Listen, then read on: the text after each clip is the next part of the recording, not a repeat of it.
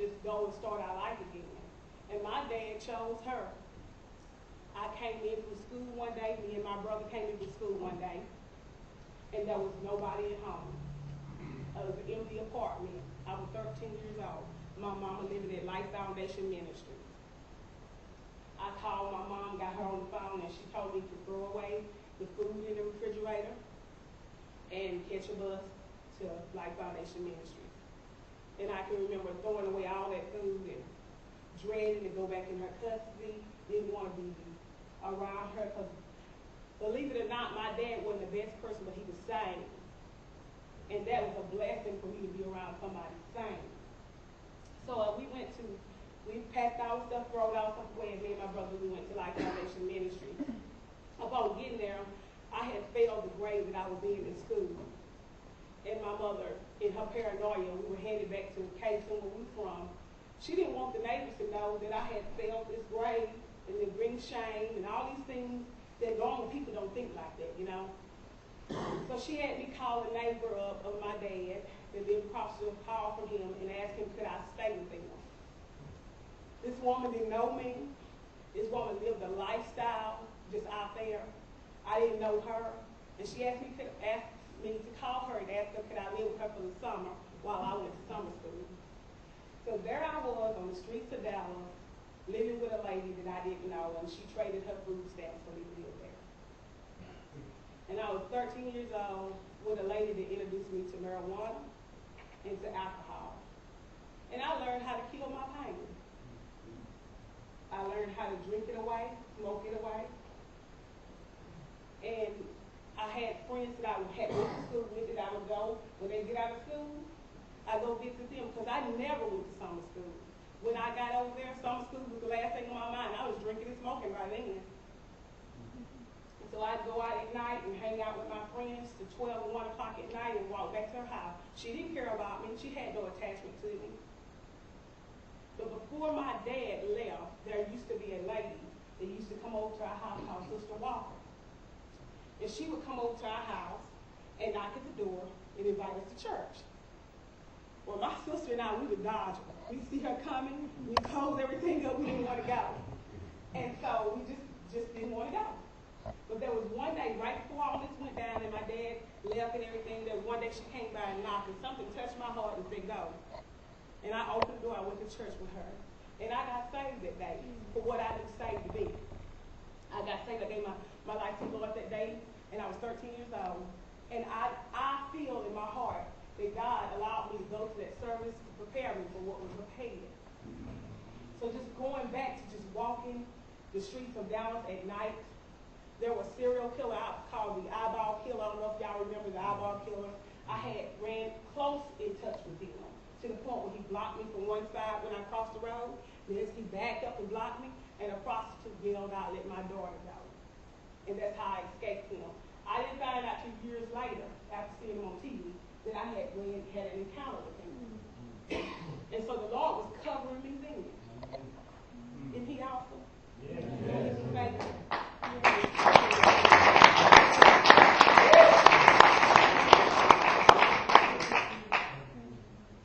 So I stayed at home with this lady. I babysitted her 4 kids. I'm 13 and I kept 4 of her kids every day. A little infant baby and an 8-year-old girl, and the other 2 were between that age.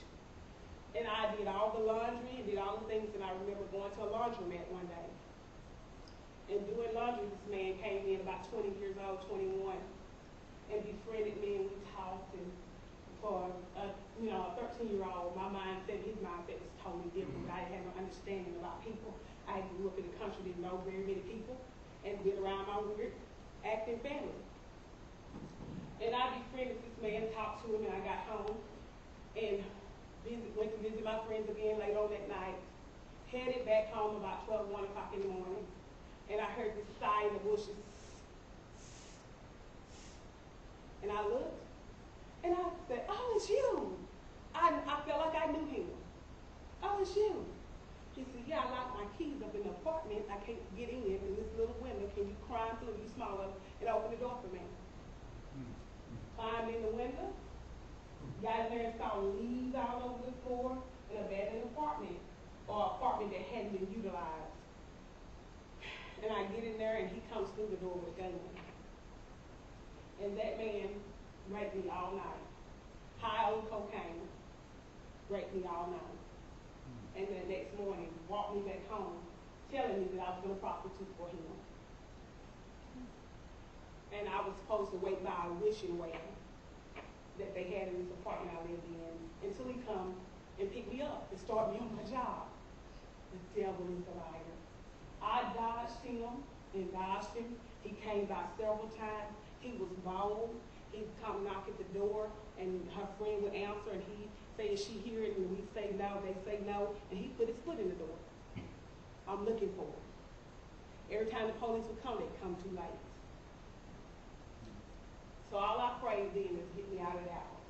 Lord, if you get me out of Dallas, I will never come back to Dallas again. I've been to Dallas several times since then. Praise the Lord. But I then, because of the rape, I was a virgin.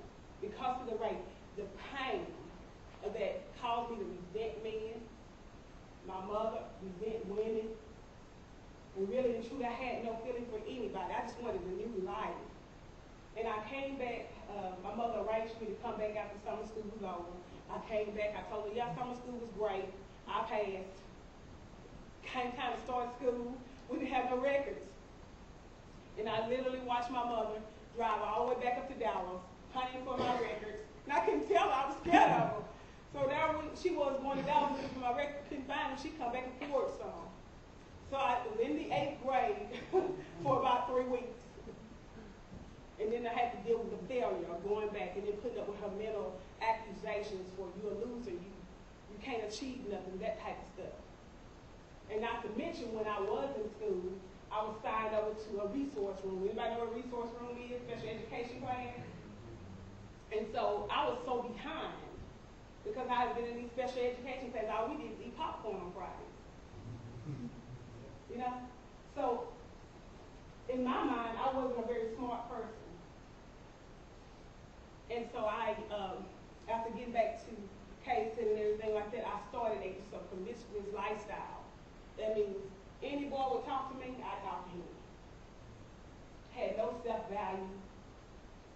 Then by the time I got to a certain point, I felt wore out. I felt like there wasn't nothing else for me to do with my life.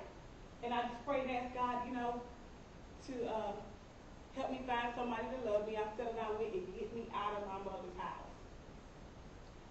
So I got married at 16, and I married for all the wrong reasons.